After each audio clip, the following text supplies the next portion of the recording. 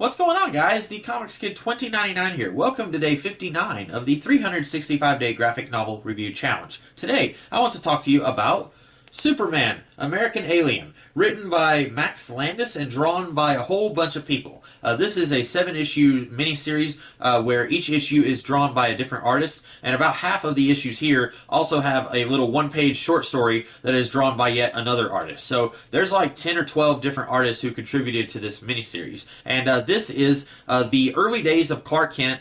Each story is a different period in his life where he is trying to figure something out, and basically this is showing us Clark Kent before he becomes Superman. The last few issues, he is kind of sort of getting into the Superman groove, but this is showing us the man behind the S, if you will. And this is what the TV series Smallville wishes that it was. That series, the creators of that show, they had a mantra: no flights, no tights. And they said that that was so that they could show the character of Clark Kent and not necessarily focus on his costume and his powers and all the superheroics of the character that everyone was familiar with. And ultimately, I think that this book achieves that so much better than that TV series did, because this kind of gets away from a lot of the superheroics while not necessarily being ashamed of being a superhero story. The very first issue is young 8 or 9 years old Clark Kent.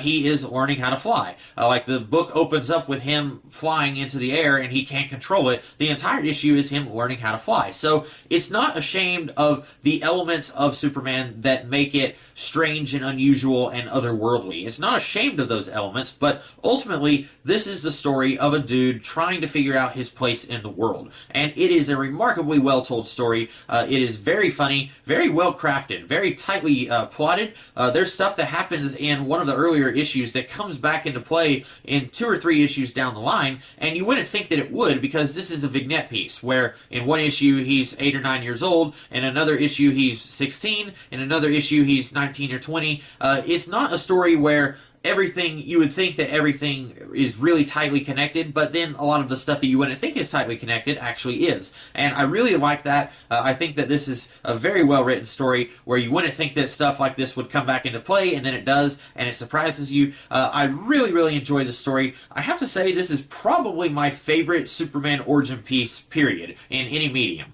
This is one that I can very easily see myself rereading once every year. I can just really immerse myself in this world that Max Landis has created. And I loved it so much that I would really love to see Max Landis explore his own version of the DC Universe. This isn't really canon with any version of the DC Universe. It doesn't fit into the New 52 or DC's Rebirth or anything like that. It's pretty much its own thing where he's kind of doing his own thing. It's recognizable as the DC Universe, but he's changing a few things here and there, and I would really love to see him do that with other characters in the DC Universe. Not necessarily origin pieces, but if Max Landis wanted to do a Justice League story, I would be all over that. I would really love to see the Justice League of this world.